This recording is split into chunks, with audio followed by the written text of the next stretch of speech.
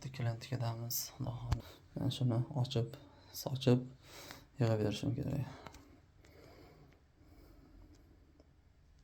Kuzatib boramiz, Xudo xohlasa. Yig'ilgan jarayonni ham qo'yamiz. Mana yechildi. Yechildi. Hozir shularni shunga o'g'irlamiz. Mebelmizda mana teshichalar bor. O'shalarga mana bularni qotirib olamiz. Mana yoshlatib mana. O'tolgida tepasidan qotiramiz. Mana ko'raman.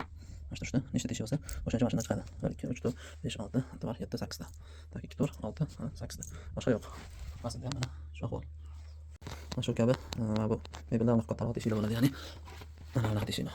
Takda 3 ta 4 ta 5 6 onda bor yana. Mana 7 8. Endi komplektan ham 8 chiqadi, 8 ta mana 2 4 6 ta 8 ta. Mana xuddi shunaqa qiladi, faqat buni mana hisoblasa, shu teshigiga mana bu narsamiz mana bundan kiradi-da. Va mana bu tiy qismini bu yoqqa qarab qo'yishimiz kerak. Xolos. Mana bu tomonga. Endi bunga kirganda mana turkada qotirsak, qisib oladi bir-birini. Buni bunga kiradi va turkada mana qotiriladi. Shunda biz ishlarni oladi-da. Mebelga qotadi. Bu mebelimizda ham mana teshiklar bor, mana 1 2 3 4 5 6 7. Qolganlarda ham shunaqa 7 ta teshik bor. 1 2 3 4 5. 5 tadan bittasi 7 tadan ekan shunda. Ishonmas ekan. Ular o'shalarga samarizda mana bular kiradi. Yevro samariz va mana bu ichida bitta shestegani kulchi bor ekan. Bo'ladi. Mayli, boshqa qo'yamiz, qirgandan ko'ra.